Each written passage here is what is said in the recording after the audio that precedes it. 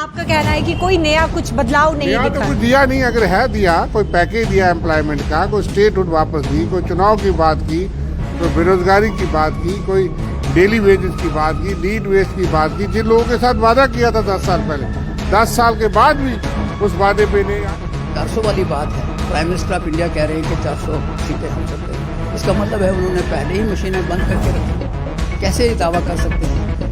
आम जनता कह रही है कि जिसने राम को लाया है हम उनको लाएंगे। देखिए, चंडीगढ़ में मेयर का इलेक्शन सारी दुनिया ने देख लिया, सुप्रीम कोर्ट ने फैसला किया। ऐसे तो 543 भी रह सकते हैं।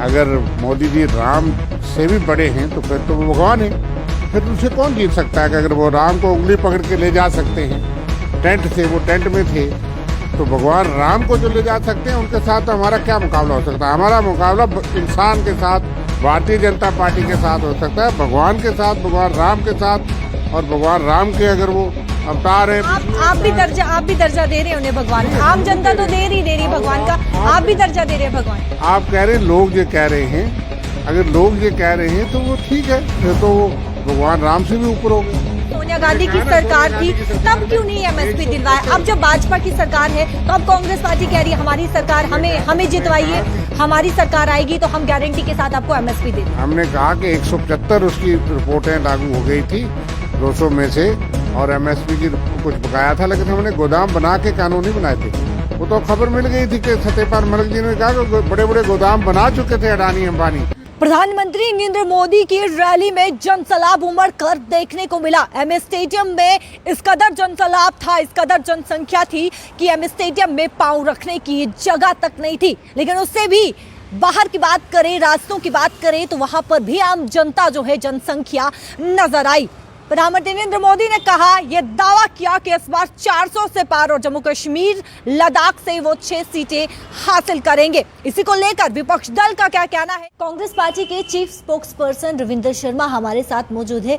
सर, किस तरीके से देखते हैं प्रधानमंत्री नरेंद्र मोदी की रैली में जनसंख्या उमड़कर सामने आई, एक जनसैलाब जो है वो देखने को मिला, जहां पर प्रोजेक्ट्स किया, उद्घाटन किया, नींव रखी गई और ये भी कहा गया कि इस बार 400 से पार। आप किस तरीके से? देखिए, प्रधानमंत्री जी यहाँ आए और फिर अफसर रैली में आए थे, सारे सरकारी मुलाजिम तो थे ही और कुछ वर्कर भी थे, लेकिन जो 2013 में उनकी रैली थी उसके मुकाबले में बहुत कम संख्या में लोग थे। लेकिन इस वक्त तो सरकारी रैली थी, अफसर रैली थी, इसलिए हम बात नहीं उठा रहे। सरकारी मुलाजमों को सुबह 4 बजे दूर दूर से लाया गया, तो उसमें तो कोई बड़ी बात नहीं है, लेकिन कोई सौगात वो दे के नहीं गए। जम्मू कश्मीर के लोग सोचते थे कि 10 साल हो गए हैं सत्ता में, और ख़ास करके जो यहाँ की रियासत स्टेट को तोड़ा गया था, वो जम्मू कश्मीर के बच्चे की ख्वाहिश के ख़िलाफ़ था। और आज 5 साल के बाद तो उम्मीद करते थे, जब सुप्रीम कोर्ट ने, सरकार ने कहा कि जल्द हम वापस देंगे, वो जल्द कब आएगा लोग सुनना चाहते थे और सोच रहे थे कि शायद प्रधानमंत्री जी उसके बारे में कह देंगे। ऐलान नहीं हुआ। स्टेट के असेंबली के इलेक्शन जो है वो होने चाहिए, स्टेट हुड डिक्लेयर करके असेंबली इलेक्शन स्टेट असेंबली के होने चाहिए, यूटी नहीं। उसके बारे में बात ही नहीं की, जिसको सुप्रीम कोर्ट ने कहा 30 सितंबर से पहले करो। देश के प्रधानमंत्री उस राज्य में आए और कोई बात ना करे। नेशनल कॉन्फ्रेंस के प्रोविंशियल सेक्रेटरी शेख बशीर अहमद हमारे साथ इस समय मौजूद हैं। जो रैली हुई है बीजेपी की, उसमें स्कूल के बच्चे ज़्यादा थे, मुख्तलिफ स्कूलों के बच्चे ज़्यादा थे और उसमें मुलाजमों की ज़्यादा तादाद थी। लोग उसमें ज़्यादा नहीं थे, जो मेरे एंगल से है। बहरहाल उसमें जिस तरह आपने कहा कि जनसैलाब था, लेकिन लोगों के अंदर वो जोश और खरोश नहीं था। कोई नया प्रोजेक्ट तो दिया नहीं। जो प्रोजेक्ट थे, इसमें से बहुत से रेलवे का प्रोजेक्ट तो 1994 में कांग्रेस ने शुरू किया था, वैष्णो माता तक पहुंचता था और रास्ते में काम चल रहा था, बनाल तक ट्रेन पहुंच गई थी। बीच का एक लिंक है जो अभी भी अधूरा है, वो उद्घाटन तो कर गए, लेकिन अधूरे रेलवे लाइन की, जैसे मंदिर का अधूरा हुआ था, यहाँ भी अधूरा है। अभी आप जाके देख लीजिए, संगलदान से रामबन और रियासी तक रेल नहीं चली है, उसको अभी 6 महीने लगेंगे। इस तरह से और भी जो मामला थे, कंटिन्यूस प्रोसेस है, डेवलपमेंट प्रोग्रेस, रोड, सड़कें, ये पहले भी मिलते थे। पहले इंदिरा आवास योजना नाम था, आज प्रधानमंत्री आवास योजना हो गया, नाम बदल दिया। आपका कहना है कि कोई नया कुछ बदलाव नहीं दिया दिखा? तो कुछ दिया नहीं, अगर है दिया, कोई पैकेज दिया एम्प्लॉयमेंट का, कोई स्टेटहुड वापस दी, कोई चुनाव की बात की, कोई बेरोजगारी की बात की, कोई डेली वेजेस की बात की, नीड वेस्ट की बात की, जिन लोगों के साथ वादा किया था 10 साल पहले, 10 साल के बाद भी उस वादे पे नहीं आए। 15 लाख काला धन, 2 करोड़ नौकरियां, महंगाई 35-36 में पेट्रोल तो छोड़ दो। लेकिन जो बात जम्मू कश्मीर के युवाओं से हुई, सिर्फ देश को बताते हैं कि रास्ते में एक बैरियर था जो मैंने हटाया, लेकिन हमें तो कोई बैरियर आज तक नजर नहीं। चुनाव की बात करते हैं, उन्होंने कहा कि 6 सीटें जो है वो जम्मू कश्मीर और लद्दाख से वो हासिल करेंगे इस बार 400 के पार। आप किस तरीके से देखते हैं? ये दावे तो साफ करते हैं चुनाव से पहले। अगर दावों पे जाया जाए तो फिर सारी 543 कहनी चाहिए, 6 क्यों कहते हैं? 400 वाली बात है, प्राइम मिनिस्टर ऑफ इंडिया कह रहे हैं कि 400 सीटें हासिल करेंगे। इसका मतलब है उन्होंने पहले ही मशीनें बंद करके रखी। कैसे ये दावा कर सकते हैं? आज की डेट के ऊपर किस चीज़ पे ये दावा कर रहे हैं? पूरे इंडिया के अंदर अगर मैं मानूं, हर एक जगह से जो हम सुन रहे हैं इस वक्त, सोशल मीडिया या प्रिंट मीडिया या दूसरा जो इलेक्ट्रॉनिक मीडिया है, वो दिख रहा है ऐसी कोई सिचुएशन तो है नहीं जिसके ऊपर कहा जाए। क्योंकि प्रधानमंत्री ने उस वक्त कहा था कि स्विस बैंकों का पैसा लाएंगे और हर एक के अकाउंट में 15-15 लाख जाएगा, जिसमें बाद में होम मिनिस्टर ने कहा जी ये जुमले थे। तो मुझे लगता है ये भी आज जुमले ही हैं। बाकी लोग बेस्ट जज हैं। जो कल हुआ है ड्रामा, इसका लोग अंदाज़ा कर लेंगे, वक्त बताएगा कि लोग क्या फैसला करेंगे। वो तो आम जनता कह रही है, आम जनता कह रही है कि जिसने राम को लाया है हम उनको लाएंगे। देखिए, चंडीगढ़ में मेयर का इलेक्शन सारी दुनिया ने देख लिया, सुप्रीम कोर्ट ने फैसला किया। ऐसे तो 543 भी रह सकते हैं। अगर मोदी जी राम से भी बड़े हैं तो फिर तो वो भगवान है। फिर उनसे कौन जीत सकता है? कि अगर वो राम को उंगली पकड़ के ले जा सकते हैं टेंट से, वो टेंट में थे, तो भगवान राम को जो ले जा सकते हैं उनके साथ तो हमारा क्या मुकाबला हो सकता है? हमारा मुकाबला इंसान के साथ, भारतीय जनता पार्टी के साथ हो सकता है, भगवान के साथ, भगवान राम के साथ। और भगवान राम के अगर वो अवतार है, विष्णु आप भी दर्जा दे रहे हैं उन्हें भगवान का। आम जनता तो दे रही है भगवान का, आप भी दर्जा दे रहे हैं भगवान का। आप कह रहे हैं लोग ये कह रहे हैं, अगर लोग ये कह रहे हैं तो वो ठीक है, फिर तो वो भगवान राम से भी ऊपर हो गए। लेकिन हम नहीं मानते उनको भगवान राम के साथ तुलना करना, मैं समझता हूँ अहंकार है। और अहंकार बहुत है भारतीय जनता पार्टी में। वोट का हक अभी जनता के पास। अगर ये राम बनेंगे तो मेरे ख्याल से इनको भी देना पड़ेगा। हमें लोगों पे विश्वास है, जनता के पास जाएंगे, विकास के मुद्दे पे जाएंगे, भाईचारे के मुद्दे पे जाएंगे, लोगों को हिंदू मुसलमान के नाम पे नहीं लड़ाएंगे, चाहे कितनी बार भी हारना पड़े। वो तो बात की बात है। विपक्ष भी कहता है, भाजपा भी कहती है कि हिंदू मुस्लिम पे जो है वो आपस में लड़ाई जाती है। प्रधानमंत्री नरेंद्र मोदी ने कल कहा कि जम्मू कश्मीर को स्विट्जरलैंड बनाएंगे ताकि स्विट्जरलैंड जो है वो ना जा सके, और जम्मू कश्मीर में इतनी डेवलपमेंट लाएंगे कि वो स्विट्जरलैंड कहलाएगा। आप किस तरीके से देखते हैं? आपने कहा कि कुछ बदलाव नहीं है। कहने में तो वो 2047 के ख्वाब दिखाते हैं।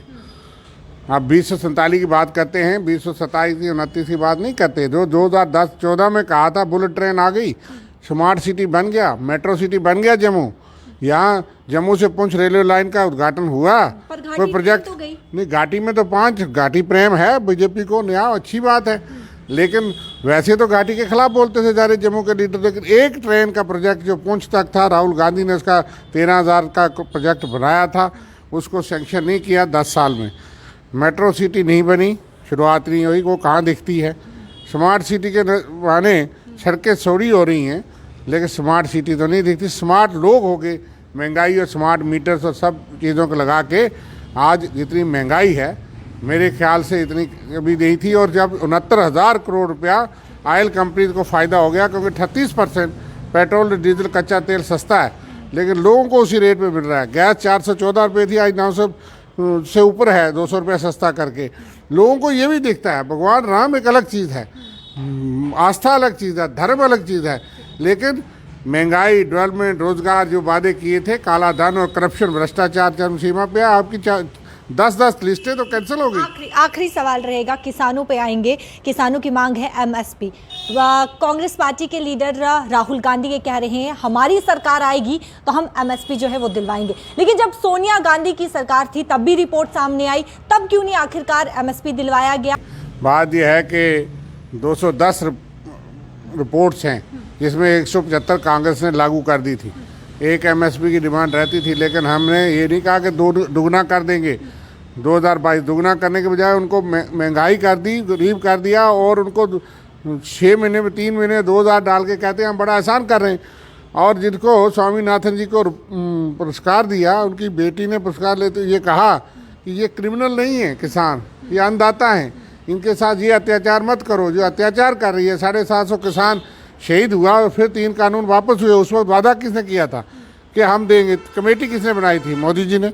तो आज देना चाहिए। हमने तो वादा कर दिया, और जो वादा राहुल गांधी जी करते हैं, कांग्रेस करते हैं, सोनिया गांधी की, जब सोनिया गांधी की सरकार थी तब क्यों नहीं एमएसपी दिलवाया? अब जब भाजपा की सरकार है तो अब कांग्रेस पार्टी कह रही है हमारी सरकार, हमें जितवाइए, हमारी सरकार आएगी तो हम गारंटी के साथ आपको एमएसपी दे देंगे। हमने कहा कि 175 उसकी रिपोर्टें लागू हो गई थी 200 में से, और एमएसपी की कुछ बकाया था, लेकिन हमने गोदाम बना के कानून नहीं बनाए थे।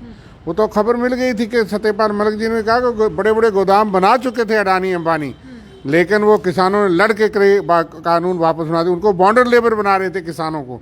आज भी किसानों के लिए दीवार खड़ी हो रही है। अंग्रेजों ने भी ऐसा नहीं किया। इसलिए अन्नदाताओं के साथ इंसाफ करिए। हम जो चीज़ कल नहीं हो सकी, हमने कहा हम देंगे। बीजेपी जो इस वक्त बात कर रही है, लोग बीजेपी से ये पूछना चाहते हैं कि 2014 में जब आप आए थे महंगाई कम करने के लिए, उसका क्या हुआ? महंगाई आसमान को छू रही है। उस वक्त आपने गैस सिलेंडर और पेट्रोल डीजल का नाम लेके लोगों से वोट लिए थे। 2019 में भी आपको मैसेज मैंडेट मिला। आज लोग तस्वर ये करते थे कि आप लोगों के जहन में ये था कि आज कोई नई चीज़ होगी। वो नई चीज़ जम्मू कश्मीर में डेमोक्रेसी कैजुअलिटी बनी है। कॉरपोरेशन के चुनाव हुए, ख़त्म हो गए, उनके टर्म्स चुनाव नहीं हुए। पंचायतों के टर्म्स ख़त्म हुए, उनके चुनाव नहीं हुए। वो अदारे भी बैठ गए, और टोटली जम्मू कश्मीर जो है वो ब्यूरोक्रेटिक सेटअप के अंदर जकड़ा हुआ है, जिसकी वजह से लोग तंग हैं, लोग बोल नहीं रहे। प्रधानमंत्री नरेंद्र मोदी का दावा है 400 से पार, और जम्मू कश्मीर और लद्दाख से वो 6 सीटें हासिल करेंगे। इसको लेकर क्या कुछ कहना है कांग्रेस पार्टी का और साथ ही साथ नेशनल कॉन्फ्रेंस का, साफ तौर पर आप सुन चुके हैं। कमेंट सेक्शन पर राइट जरूर रखेगा। कैमरा पर्सन शमी थापा के साथ शिल्पी शर्मा, जम्मू।